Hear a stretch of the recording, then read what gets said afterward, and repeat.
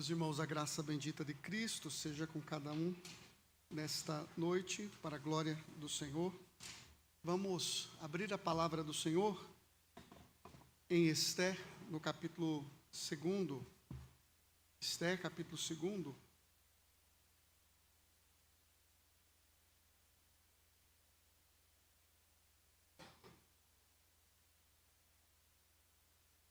Nós iniciamos uma série neste livro e intitulamos a série de A Providência Secreta de Deus, e falamos no domingo passado com base no capítulo 1 deste livro, falando sobre a mão invisível de Deus, né?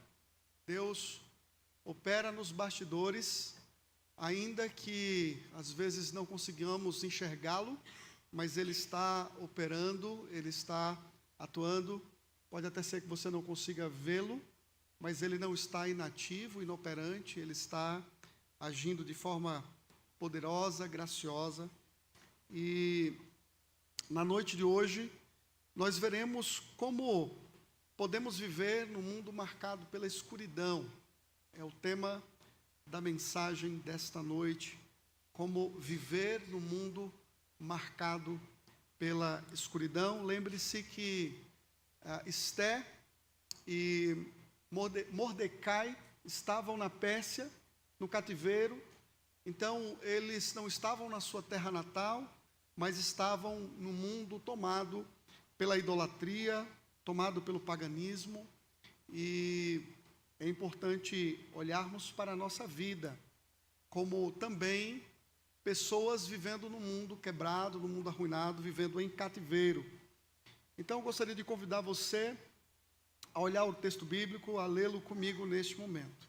Assim nos diz a palavra do Senhor: passadas estas coisas, e apaziguado já o furor do rei Assuero, lembrou-se de Vasti, e do que ela fizera, e do que se tinha decretado contra ela. Então disseram os jovens do rei, que lhe serviam: tragam-se moças para o rei, virgens, de boa aparência e formosura. Ponha o rei comissários em todas as províncias do reino, que reúnam todas as moças virgens de boa aparência e formosura na cidadela de Susa, na casa das mulheres, sob a vistas de Hegai, eunuco do rei, guarda das mulheres, e deem-se-lhes os seus ungüentos. A moça que cair no agrado do rei, essa reine em lugar de Vasti. Com isto concordou o rei, e assim se fez. Ora, na cidadela de Susa, havia certo homem judeu, benjamita, chamado Mordecai, filho de Jair, filho de Simei, filho de Quis, que fora transportado de Jerusalém com os exilados, que foram deportados com Jeconias, rei de Judá, a quem Nabucodonosor, rei da Babilônia, havia transportado. Ele criara a Hadassa, que é Esther, filha de seu tio, a qual não tinha pai nem mãe, e era jovem, bela, de boa aparência e formosura. Tendo-lhe morrido o pai e a mãe, Mordecai a tomara por filha. Em se divulgando, pois, o mandado do rei e a sua lei, ao serem ajuntadas muitas moças na cidadela de Susa, sobre as vistas de Hegai, levaram também Esther à casa do rei, sob os cuidados de Hegai, guarda das mulheres. A moça lhe pareceu formosa e alcançou favor perante ele, pelo que se apressou em dar-lhe os ungüentos e os devidos alimentos, como também 7 jovens escolhidas da casa do rei, e a fez passar com as suas jovens para os melhores aposentos da casa das mulheres. Esther não havia declarado o seu povo nem a sua linhagem, pois Mordecai lhe ordenara que não declarasse. Passeava Mordecai todos os dias diante do átrio da casa das mulheres, para se informar de como passava Esther e do que lhe sucederia. Em chegando o prazo de cada moça vir ao rei Assuero, depois de tratada segundo as prescrições para as mulheres por 12 meses, porque assim se cumpriam os dias de seu embelezamento, 6 meses com óleo de mirra e 6 meses com especiarias e com os perfumes e ungüentos em uso entre as mulheres. Então é que vinha a jovem ao rei, a ela se dava o que desejasse para levar consigo da casa das mulheres para a casa do rei. À tarde entrava e pela manhã tornava à segunda casa das mulheres, sob as vistas de Sasgás, eunuco do rei, guarda das concubinas. Não tornava mais ao rei, salvo se o rei a desejasse e ela fosse chamada pelo nome. Esté, filha de Abiail, tio de Mordecai, que a tomara por filha, quando lhe chegou a vez de ir ao rei, nada pediu, além do que disse Hegai, eunuco do rei, guarda das mulheres. E Esté alcançou o favor de todos quantos a viam. Assim foi levada Esté ao rei Assuero, à casa real, no 10º mês, que é o mês de Tebete, no 7º ano do seu reinado. O rei amou a Esté mais do que a todas as mulheres, e ela alcançou perante ele favor e benevolência mais do que todas as virgens. O rei pôs-lhe na cabeça a coroa real e fez rainha em lugar de Vasti. Então o rei deu um grande banquete a todos os seus príncipes e aos seus servos. Era o banquete de Esté. Concedeu alívio às províncias e fez presentes segundo a generosidade real.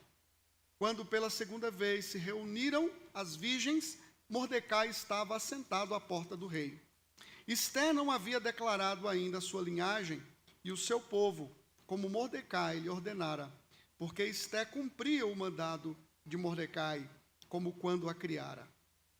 Naqueles dias, estando Mordecai sentado à porta do rei, 2 eunucos do rei, dos guardas da porta, Bigtã e Teres, sobremodo se indignaram e tramaram atentar contra o rei Assuero.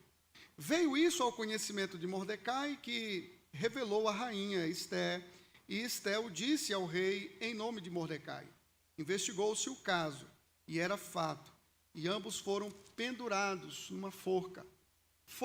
Isso foi escrito no livro das crônicas, perante o rei. Até aqui, irmãos, a leitura da palavra infalível e inerrante do nosso Deus. Vamos orar ao Senhor mais uma vez. Senhor nosso Deus, queremos agradecer ao Senhor e te louvar por esta noite e bendizer o teu nome por estarmos aqui. Pai Santo, no nome de Jesus Cristo, fala ao nosso coração pela tua palavra. Abra o nosso entendimento e edifica-nos para a glória do teu nome. Queremos, Senhor nosso Deus, ouvir a tua voz. Queremos receber do Senhor a tua edificação. Por isso clamamos ao Senhor e suplicamos ao Senhor, no nome de Cristo, para a tua glória, em nome de Jesus. Amém.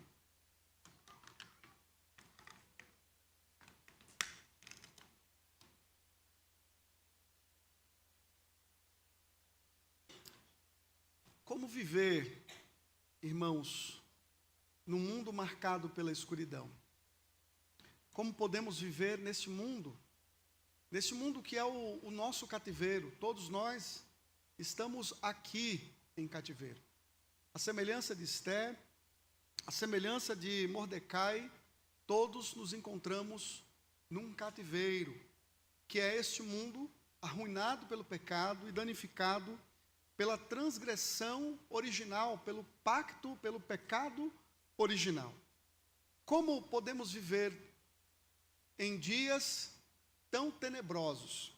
Esta passagem nos traz algumas instruções e eu gostaria de trazê-las aqui para todos nós, para a nossa edificação e para o nosso crescimento nesta noite. Como viver no mundo marcado pela escuridão? Em primeiro lugar, observando as ações tolas do mundo. Em primeiro lugar, observando as ações tolas do mundo. É incrível, irmãos, como nós estamos cercados de pessoas tolas, de pessoas que levam uma vida totalmente contrária à verdade de Deus, pessoas que praticam tolices constantemente. E vemos nessas pessoas o exemplo de como não viver, a maneira de como não viver diante de Deus e neste mundo. Devemos nos esforçar ao máximo, irmãos, para não repetirmos as tolices que o mundo, por vezes, pratica diante de Deus. Tomemos aqui o exemplo de Assuero, como o exemplo de um homem que tomou decisões tolas. Desde o capítulo 1, nós encontramos Assuero assumindo posições e tomando decisões que não foram sábias.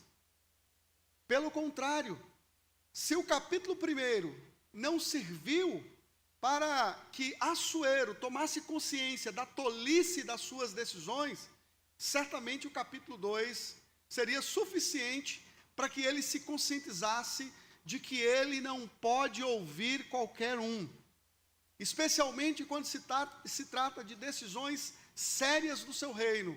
Não dá para ouvir qualquer um, né? Então, percebam que o texto que acabamos de ler, ele inicia dizendo: passadas estas coisas e apaziguado já o furor do rei Assuero, lembrou-se de Vasti. Você deve se recordar que Assuero havia promovido uma grande festa, na verdade, uma grande festa que durou 6 meses. Ele, além disso, havia feito uma outra grande festa de 7 dias para todo o povo da cidadela de Susa. Todos estavam desfrutando das suas comidas, desfrutando das suas bebidas e contemplando a glória, toda a glória de Assuero. Mas ele queria expor uma última glória, que era a mais bela, a glória da sua esposa Vasti. Ele a convoca para comparecer. Vimos aqui, a semana passada, que o seu intento era expô-la para uma multidão de bêbados, de homens embriagados, e ela serviria apenas como um troféu nas mãos do rei para expô-la a até quem compreenda que a sua exigência é que ela aparecesse somente com a coroa totalmente despida. Não temos como aferir esta informação, mas é uma suposição da parte de alguns judeus rabinos.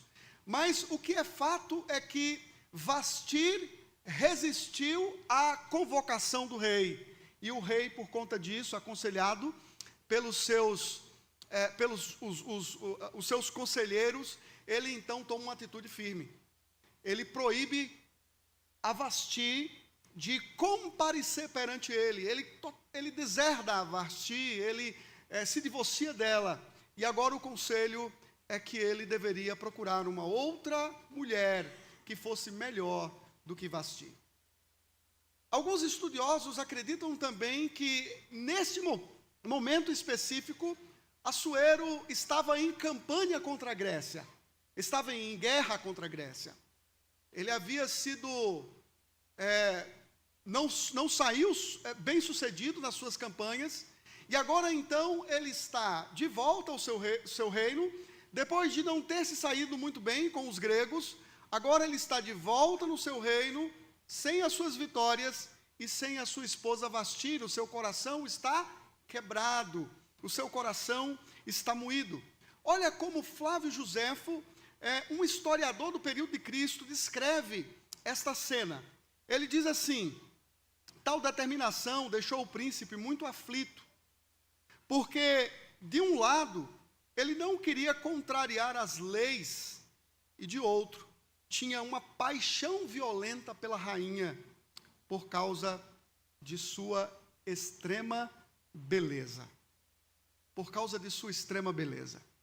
O que nós temos aqui? Possivelmente, um homem frustrado por causa das guerras, mas ao mesmo tempo, um homem frustrado por conta das suas próprias decisões.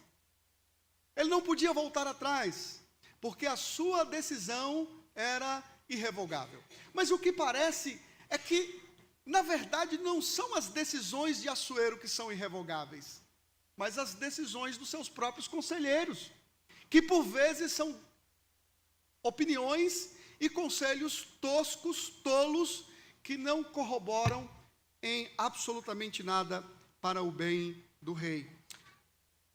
Ao ver o rei triste, o que os jovens, os conselheiros, os jovens conselheiros de Assuero, eles fazem? Eles aconselham a Assuero. Veja isso no versículo 2 até o versículo 4. Qual é o conselho que os jovens dão? Olha, já que o rei está triste, vamos colocar em prática o conselho de Memucã, no capítulo 1. Vamos colocar homens oficiais por todo o império, pelas 127 províncias, à procura de jovens moças virgens e bonitas. E vamos trazê-las para o harém do rei, e aquela que agradar ao rei, seja aquela então que assuma o lugar de Vasti. Vejam, meus irmãos, existe um certo romantismo ao ler o livro de Esther, especialmente os primeiros capítulos, e ver nestas passagens aqui uma certa alusão a um concurso. A proposta aqui não é estabelecer um concurso de beleza entre as virgens belas do reino de Assuero. Não era aqui uma proposta para fazer um concurso, mas a proposta era de um sequestro. Imagine você, pai, mãe,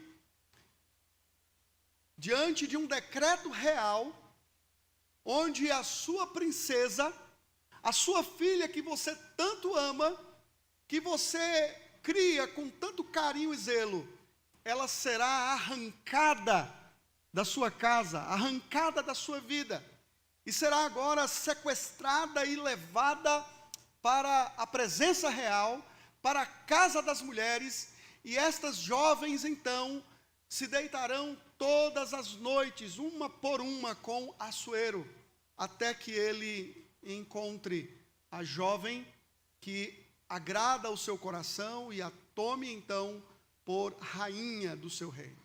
Esta é a grande proposta que estão fazendo aqui para Assuero, e ele, no versículo 4, ele concorda então com essa proposta e decide então percorrer todo o seu reino em busca de jovens bonitas.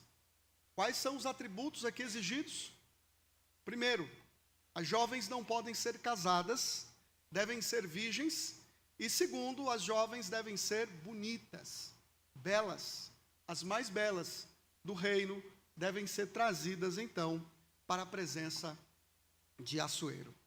Meus irmãos, a tolice do mundo aqui exemplificada nesta passagem nos ensina algumas verdades. Eu gostaria de chamar a sua atenção para isso. A primeira verdade é que decisões tomadas com pressa e raiva muitas vezes nos levam ao remorso, nos leva à tristeza, nos leva a uma frustração, Quantas vezes você tomou decisões apressadas demais e ficou entristecido ou frustrado porque assumiu uma decisão no calor da emoção? Quantas decisões nós tomamos às pressas e nos arrependemos por causa delas? É o que aconteceu aqui com Assuero. Ele estava impedido de voltar atrás na sua palavra, porque ele mesmo havia decretado que aquilo que ele decidiu em relação a Vasti, ninguém poderia revogar, nem mesmo ele. Isso é uma tolice. Então tome cuidado quando você está muito nervoso, quando você está numa certa discussão em casa ou no trabalho. Não tome decisões apressadas, não tome decisões, nem fale de uma forma que talvez o seu coração venha a se arrepender mais tarde. Tome cuidado com suas palavras, siga a instrução que Tiago nos dá, seja pronto para ouvir, mas tardio para falar. Esteja sempre pronto para escutar. mas evite falar com raiva, com indignação, com chateação, com frustração, porque você pode se arrepender mais tarde. Uma outra coisa que nós aprendemos aqui é que precisamos buscar conselhos que alimentam a nossa fé, em vez da nossa carne. Assuero ouviu o que ele queria, o que agradava ao seu coração, não o que de fato necessitava a sua alma. Na verdade, fica uma pergunta para nós: quem são seus conselheiros? Quem são seus conselheiros? Com quem você tem se aconselhado? Quem tem sido aquele amigo ou aquela amiga na sua vida que tem sido útil para você e tem te aconselhado? Quem são os seus conselheiros? E o que você tem ouvido, escutado dessas pessoas? Vejam que o interessante é que o rei, ele não se aconselha com os sábios, ele não se aconselha com os anciãos do seu reino, mas ele se aconselha com os jovens.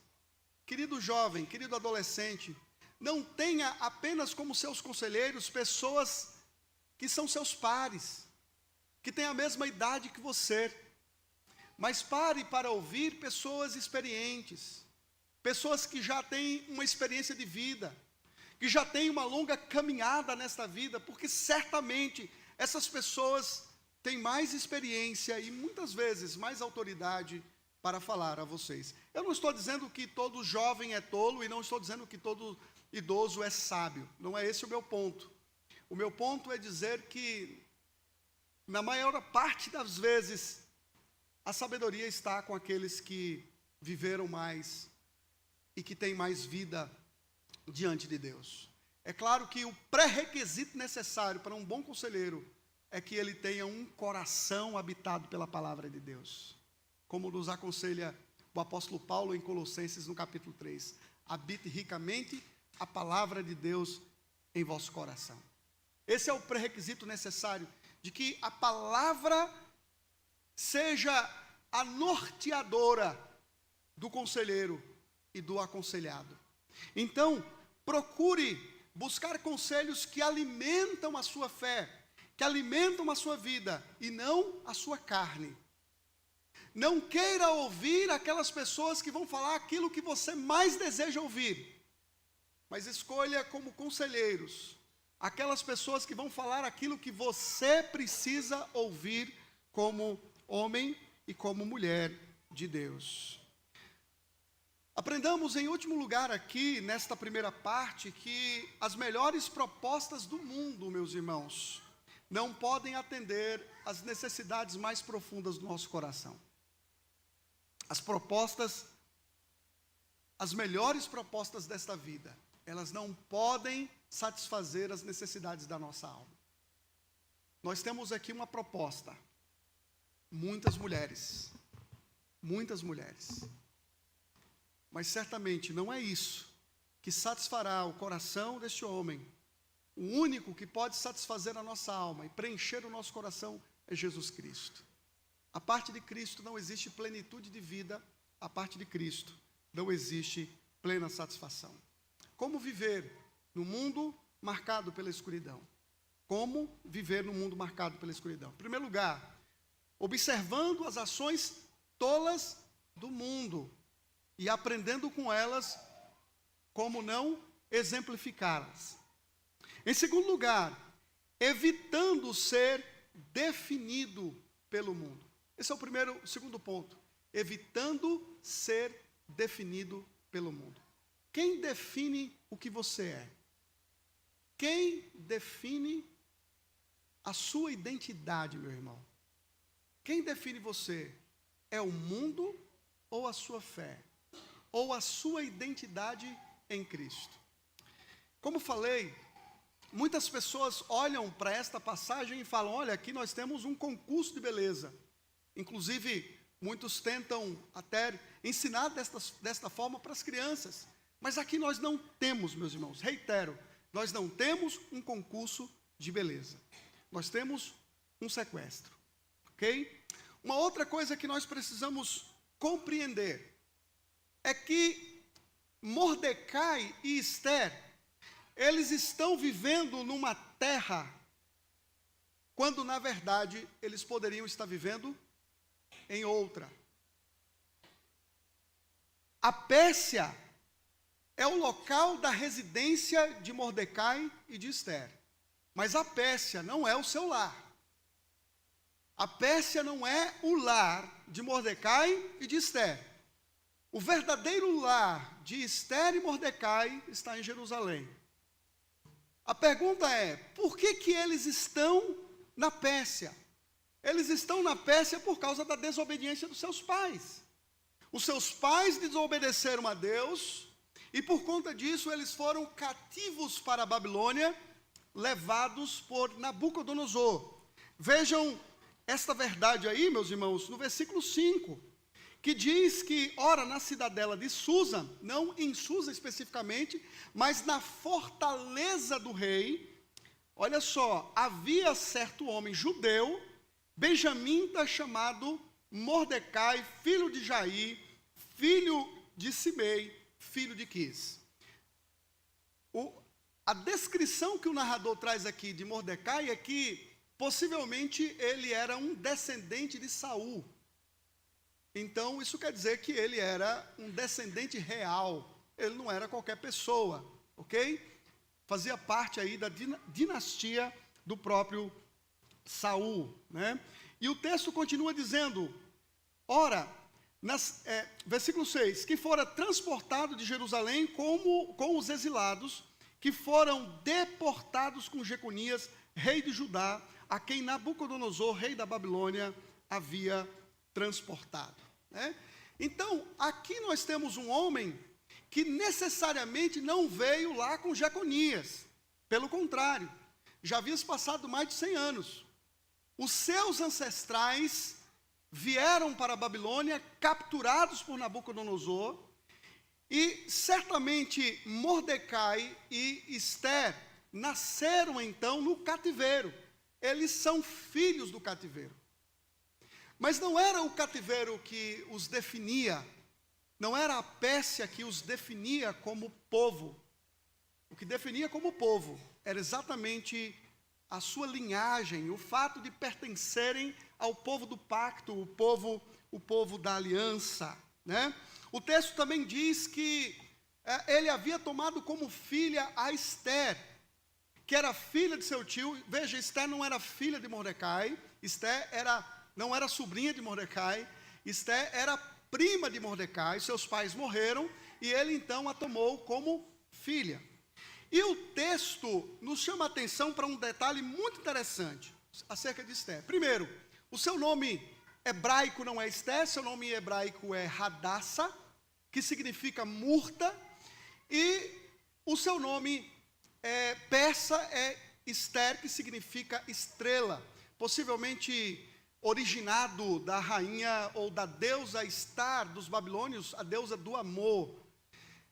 O que é interessante aqui nesta passagem é que, a semelhança de Daniel e dos seus amigos, certamente Mordecai e com certeza Ester, todos eles possuíam um nome persa e todos eles possuíam um nome hebraico. O texto não fala qual era o nome de Mordecai, o nome hebraico, diz apenas que ele se chamava Mordecai. Mordecai é um nome babilônico. Isso não quer dizer que ele era um adorador de Marduk, um deus babilônico, mas quer dizer que, de alguma forma, a imposição persa sobre a vida deles é marcada aqui pelo nome de Ester e marcada também pelo nome de Mordecai. Meus irmãos, vejam que tudo isso aqui está acontecendo e todas essas consequências de ser tomada de casa e levada para o palácio vem em função de uma desobediência, da desobediência dos pais e certamente da desobediência de Mordecai e de Ester, porque eles poderiam ter voltado com o povo de Deus para Jerusalém. Para vocês terem uma ideia de todo o povo que estava na Babilônia, menos da metade retornou para Jerusalém. Uma grande maioria ficou no Império Persa. E todo esse mal está acontecendo com esse povo? Por causa da desobediência do povo. Primeiro, ao desobedecer ao Senhor na terra prometida. E segundo, ao permanecer naquela terra onde eles não mais precisavam participar. Eles poderiam retornar para casa juntamente com os demais.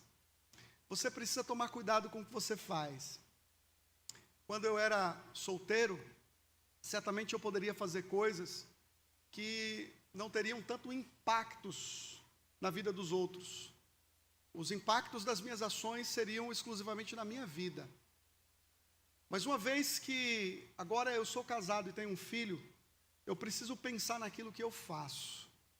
Porque as consequências do meu erro podem ser um impacto profundo, tanto na vida da minha esposa, como na vida do meu filho. Você precisa ser sábio nas suas ações, na maneira como você administra o seu tempo, na maneira como você administra seus recursos, na maneira como você vive, porque você pode deixar conflito para os seus filhos ao invés de deixar paz. Você pode deixar dor ao invés de você deixar alegria. Você pode deixar sofrimento ao invés de você deixar uma vida tranquila e sóbria. Nós precisamos tomar todo o cuidado nesta vida, irmãos, com as nossas palavras, com as nossas escolhas, com as nossas ações, porque as consequências que recairão sobre a sua vida não recairão apenas sobre você, mas também sobre o seu lar, sobre a sua esposa, sobre os seus filhos. Então seja um homem de Deus, seja uma mulher de Deus, que vai viver sempre em obediência à palavra de Deus, de maneira que aquilo que você vai deixar para eles é um legado de vida e piedade, de vida e obediência. Eles vão olhar para você e vão se espelhar em você, no seu exemplo, na sua conduta de fé e de amor. É o que os pais de Mordecai não deixaram para eles, não deixaram um exemplo de obediência, mas sim um exemplo de desobediência ao próprio Deus. A partir do versículo 8, Esté então é levada para o palácio real. E aqui tem uma coisa muito interessante. O que o reino estava procurando? O reino estava procurando mulheres virgens e mulheres formosas. Esté, ela tem não apenas um duplo atributo, mas um triplo atributo, ou atributos diante dessas investidas do rei. Olha lá no versículo 7. Diz assim: ele criara Radassa, que é Esté, filha de seu tio, a qual não tinha pai nem mãe, e era jovem, bela, de boa aparência e formosura. Veja, o narrador destaca que Esté não apenas tinha boa aparência e formosura, mas Esté era bela. Ela era muito bonita. Ela era uma mulher linda. E aqui então, você tem a partir do versículo 7 uma deixa para o versículo 8. Nós não sabemos, meus irmãos, se os oficiais do reino usaram da força policial, para arrancar essas mulheres da sua casa. Possivelmente sim. Eu não acredito que todas as mulheres foram de livre e espontânea vontade. Flávio Josefo, por exemplo, ele fala que foram reunidas no Palácio de Assuero mais de 400 mulheres. Há quem entenda que não foram apenas 400 mulheres, mas chegou a mais de 1.000 mulheres. Mais de 1.000 mulheres, para que Assuero pudesse encontrar uma rainha para o seu reino. Nós não estamos aqui diante, certamente, de mulheres que foram livremente, mas possivelmente arrancadas da sua casa, arrancadas do seu lar, arrancadas da tranquilidade do seu lar e levadas para o harém do rei, para a casa das mulheres. Ou possivelmente algumas foram de livre e espontânea vontade. Era uma baita oportunidade, era a oportunidade de ser conhecida pelo rei, talvez a oportunidade de se tornar rainha. Mas pensa, meus irmãos, todas essas mulheres, elas estariam numa gaiola de ouro. Todas elas estariam numa gaiola de ouro. Elas não teriam mais liberdade. Elas não poderiam se casar. Se elas não fossem escolhidas pelo rei, talvez o rei não se lembrasse mais nem mesmo do nome daquela que ele se deitou pela primeira vez. Seriam descartadas, mas passariam a viver debaixo da autoridade real de Assuero. Elas não teriam liberdade, mas viveriam certamente no luxo, mas totalmente presas. Totalmente presas. Exatamente isso, numa gaiola de ouro. Mas e Esther? Como Esther foi? Será que Esther foi de livre e espontânea vontade? O texto nos dá a entender que Esther se sentiu muito à vontade no reino. No versículo 9, por exemplo, nós a encontrando favor. O versículo 9 diz: a moça lhe pareceu formosa e alcançou favor perante ele. Perante quem? A Hegai, o guarda da casa das mulheres. Ela encontrou favor, e não apenas ela encontrou favor diante da casa das mulheres e diante de Hegai, como ela também teve o seu início de tratamento de beleza, o seu tratamento de beleza foi antecipado. Ela foi colocada nos melhores aposentos do harém do rei e obteve os melhores tratamentos, teve ali 7 jovens à sua disposição. Então Esther se sentiu à vontade nesse ambiente, ela encontrou favor. E aqui nos faz pensar um pouquinho nessa história, contrastando a história de Esther com a história de Daniel. Veja, ela está aqui progredindo, ela está crescendo, não apenas ela está crescendo, ela tem o favor de todos. Você tem aí isso no versículo 15, Esther alcançou o favor de todos quantos haviam, e ela alcançou o favor do próprio rei, que a tomou por mulher no 7º ano do seu reinado, e a tornou rainha. Esther está num ambiente onde aparentemente ela se sente à vontade. Ela resistiu os soldados? Não sabemos. O texto não fala sobre isso. Será que ela recusou se alimentar das iguarias do rei, das finas iguarias do rei? O texto também não fala. Mas o que dá a entender é que ela usufruiu de tudo aquilo que estava à sua própria disposição. Mas quando você lê o primeiro capítulo de Daniel, o que você encontra? Você encontra no primeiro capítulo de Daniel, Daniel resistindo firmemente, de forma silenciosa, às imposições do rei Nabucodonosor. Há quem diga, Esther não tinha opção. Ela não tinha opção alguma. Ela tinha que simplesmente se submeter. Será que ela tinha mesmo que simplesmente se submeter? Por que Vasti não se submeteu? Por que Vasti resistiu? Isso quer dizer que as ordens do rei poderiam ser resistidas, especialmente aquelas que eram afrontosas e ofensivas, especialmente no que diz respeito a Esther, especialmente aquilo que dizia respeito às suas convicções, à sua fé. Primeiro, ela está indo para se casar com um pagão. Segundo, ela está indo para se alimentar de comidas que certamente a lei do Senhor proibia. Mas enquanto ela está usufruindo dessas coisas, está progredindo na sua fé, enquanto ela está ocultando a sua fé, porque é isso que você tem no versículo 10, quando o texto diz: Esther não havia declarado o seu povo, nem a sua linhagem, pois Mordecai lhe ordenara que o não declarasse. E no versículo 20 diz: Esther não havia declarado ainda a sua linhagem e o seu povo, como Mordecai lhe ordenara, porque Esther cumpria o mandado de Mordecai, como quando a criara. Então, irmãos, são posturas e atitudes que não se harmonizam necessariamente com o todo das Escrituras, diferentemente de Daniel. Eles foram perseguidos, ele foi lançado na cova dos leões por causa da sua fé, e seus amigos foram lançados na fornalha ardente, porque eles resistiram a adorar o rei Nabucodonosor.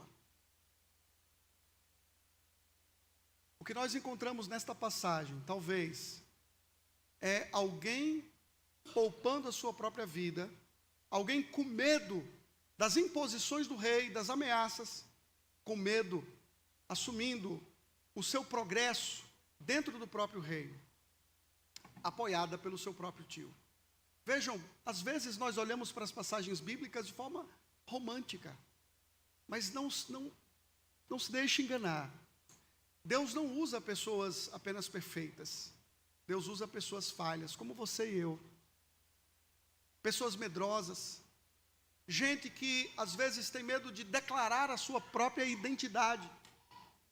Esther se submeteu a uma decisão que não era uma decisão correta. Ocultar a sua própria identidade, ocultar a sua própria fé diante dos persas, talvez por medo. Mas Daniel não. Daniel resolveu firmemente não se contaminar com as finas iguarias do rei. Querido irmão, será que vale mesmo a pena ocultar a sua fé no seu trabalho? Será que vale mesmo a pena ocultar, querido jovem, querido adolescente, quem você é, a sua verdadeira identidade, simplesmente para ter progresso entre os seus colegas, entre os seus amigos?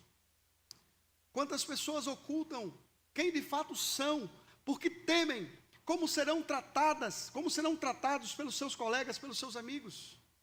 Será que vale a pena escondermos quem nós somos e a quem servimos, porque tememos a maneira como o outro vai nos tratar e como o outro vai reagir diante da nossa fala, diante das nossas convicções? A que custo, irmãos, nós podemos ocultar quem nós somos em nome do progresso, em nome do sucesso? Não existe sucesso suficiente para sua vida que vale a pena esconder quem de fato você é em Cristo Jesus. Não oculte a sua identidade. Não permita que o mundo sucumba a quem você é. Não se sinta à vontade neste mundo, meu irmão. Não permita que o mundo defina a sua própria situação e a sua própria vida. O que nós encontramos aqui é uma mulher linda, uma mulher bela, que faz parte do povo, mas que num determinado momento permitiu que a realidade do cativeiro definisse quem ela era.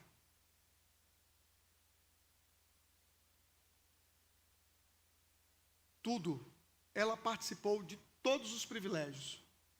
Você consegue pensar num banho de 1 ano? Um banho de 1 ano. 6 meses. Óleo e mirra. E outros 6 meses de ungüentos e de perfumes. 1 ano inteiro para se apresentar uma única noite diante de Assuero. Não tenha medo de homens, mas tema única e exclusivamente aquele que pode lançar no inferno tanto o corpo como a alma. Você não precisa ter medo de homens, você tem que temer somente a Deus. Somente o Senhor é digno da sua completa e total submissão. Somente o Senhor é digno do seu completo e total consagramento e embelezamento. Toda a sua vida tem que ser consagrada e dedicada única e exclusivamente a Deus. Então, meu querido, não permita que o mundo defina quem você é. Seja definido pela sua fé. Seja definido pelas suas escolhas à luz da palavra e à luz da verdade de Deus. Como viver num mundo marcado pela escuridão? Em primeiro lugar, observando as ações tolas do mundo. Em segundo lugar, evitando ser definido pelo mundo. Em terceiro e último lugar, confiando na direção providente de Deus. Confiando na direção providente de Deus. Deixa eu falar uma coisa para você. Apesar de nós, apesar de você, apesar de mim, apesar de Esther e apesar de Mordecai, Deus é bom e Deus é gracioso. Não se esqueça de uma verdade. Deus não abençoa você por causa dos seus pecados. Deus abençoa você apesar dos seus pecados. Tenha isso em mente. Deus não abençoa você por causa dos seus pecados, mas Deus abençoa você apesar dos seus pecados, apesar de suas falhas, apesar dos seus erros. Embora Deus nos disciplina, Ele nunca nos descarta. Embora Deus nos trate por vezes com mão dura, Deus nunca nos joga fora. Deus não joga você para uma segunda casa das mulheres. Deus não joga você para um espaço onde Ele nunca mais vai se lembrar de você. Não, pelo contrário. Deus, com a sua mão invisível, está operando até mesmo nas suas falhas. Deus, com a sua mão invisível, está operando até mesmo nos seus erros. Até mesmo quando você falha, até mesmo quando você é indigno, até mesmo quando você escolhe de forma tola, até mesmo quando você tem medo de dizer quem você é em Cristo. Ainda assim, todas as coisas cooperam para o bem do povo de Deus. Deus nunca descarta você, pelo contrário. Veja como Deus ele está operando na vida de Mordecai e na vida de Esther. Você encontra o Senhor, por exemplo, levando Esther a uma certa posição e a encontrar favor no próprio reino. Quando Hegai a trata de forma amorosa e de forma cuidadosa. Nós podemos encontrar a mão de Deus quando ela encontra favor perante todos. Nós podemos encontrar a mão de Deus quando ela encontra benevolência real. E nós podemos encontrar a mão de Deus providencialmente quando Mordecai, do versículo 21 ao versículo 22, descobre uma trama de eunucos que possivelmente estavam chateados por causa da rainha Vasti, que perdeu seu lugar e agora estavam tentando tirar a vida do rei. O que acontece? Mordecai comunica a Esther, Esther comunica ao rei, e é feita então uma investigação e descobre, é fato, e esses homens são mortos. Mas Mordecai não é lembrado naquele momento. Mordecai, que estava diante de um rei, de um reino que generosamente gostava de retribuir aos seus súditos, neste momento Mordecai não é lembrado, mas o seu nome e o fato é escrito no livro das crônicas. Isso tudo vai ser útil lá na frente. Mas vejam, o tempo certo é tudo na obra divina, meus irmãos. Tudo na obra da providência. E embora a mão de Deus seja invisível, ainda assim, Ele está trabalhando para realizar os seus fins. Deus está trabalhando em meio a tudo isso. Não pense que Esther estava correta em tudo, não pense que Mordecai estava certo em tudo. Em algum momento, sim, eles foram definidos e cresceram ali no reino persa, porque eles de alguma forma seguiram a correnteza, mas Deus está trabalhando, apesar das falhas, apesar dos erros, exatamente para conduzir o seu povo para onde Ele quer. Deus é extremamente habilidoso em transformar a nossa desobediência e os frutos ruins dos nossos pecados ou dos pecados dos nossos pais em algo para glorificar o seu nome e para a edificação do povo do pacto. Vale ressaltar que, de certa forma, a desobediência aqui de Mordecai e de Esther no primeiro momento não desqualifica os dois para que mais adiante eles sejam usados por Deus de forma certa, de forma tremenda, para a glória de Deus e para a edificação do povo do Senhor. Então, há esperança para você, há esperança para mim, há esperança para nós nos nossos erros. Muitas vezes nós olhamos para nós mesmos e pensamos, estamos perdidos, porque o que eu fiz foi ruim demais, o que eu fiz foi trágico demais. Deus é o Deus providente e amoroso, que muitas vezes transforma o seu mal em bem, como Ele fez com os irmãos de José.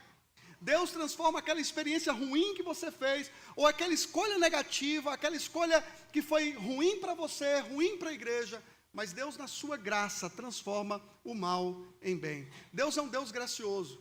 É claro, meus irmãos, que nós não podemos viver e trabalhar com base nisso. Nós devemos fazer o que é certo, porque glorifica e exalta a Deus.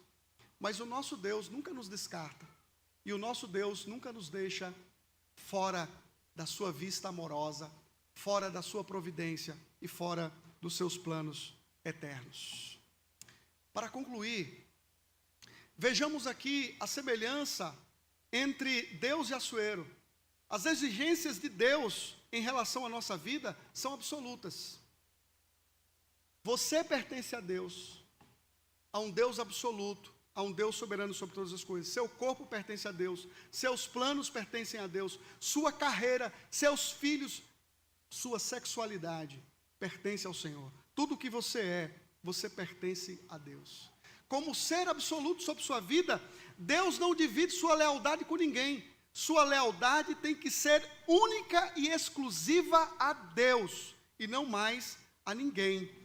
E veja, Deus, Ele não é um tirano, um déspota, que se vale de você e te descarta. Não, Deus não é assim.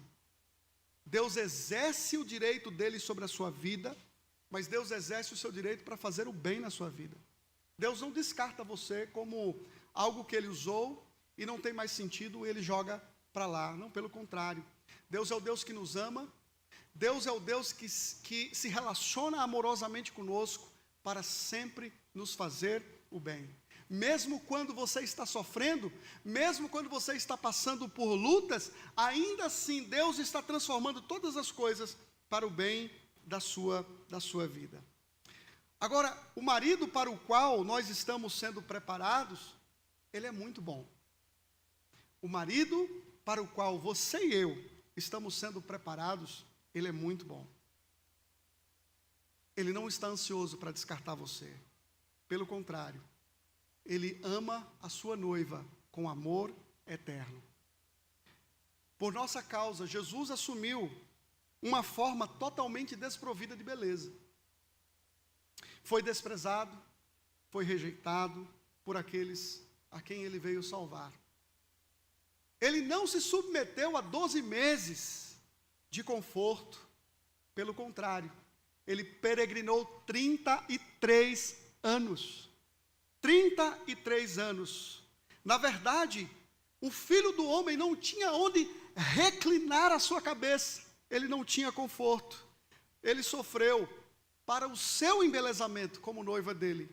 Sua dor, a dor de Cristo, era pré-requisito para a sua formosura, para a minha formosura, para a formosura da sua igreja. Sua motivação para nos buscar não era a nossa beleza, não era a sua beleza, não era a minha beleza, pois éramos ovelhas rebeldes e desgarradas. Nosso ser era feio, de malezas e de pecados. No entanto, ele nos amou, ele se entregou por nós. Ele preparou um banquete, nos dará a coroa da vida, para nos embelezar aos olhos de todos. Que amor profundo é o amor de Cristo. Não seja vagaroso, se entregue a esse amor. Coloque seu coração no noivo celestial, coloque o seu coração naquele que se preocupa de fato com você, naquele que te ama profundamente, naquele que não apenas quer a sua vida, mas ele deu a sua vida para que a sua vida fosse dele e para que você fosse a noiva mais bela deste mundo e para que você se casasse com o noivo mais amoroso e mais belo de toda a existência, Jesus Cristo. Amemos a Cristo, sirvamos a Cristo. Ele é o nosso noivo celestial. Nesse mundo de trevas, nesse mundo marcado pela escuridão, em primeiro lugar, observe as ações tolas do mundo, aprenda como não repeti-las. Em segundo lugar, evite ser definido pelo mundo. Deus vai usar Esther, Deus vai usar Mordecai de forma tremenda, mas evite um defeito dela e de Mordecai. Não seja definido pela situação desta vida. Em terceiro e último lugar, confie na direção providente de Deus. Mesmo quando você errar, mesmo quando você falhar, Deus, o Deus soberano, não abandonará você. Mas Ele vai trabalhar de todas as formas para que todas as coisas cooperem para o bem da sua vida em Cristo Jesus. Confie nisso. O nosso Deus é o noivo perfeito, que nos ama e que se entregou para o nosso embelezamento. Que Deus nos ajude e que Deus nos torne cada vez mais parecidos com o nosso Senhor e Salvador Jesus Cristo. Amém. In Christ alone, who took on flesh, fullness of God in endless faith, this gift of love and righteousness, scorned by the ones he came to save, till on that cross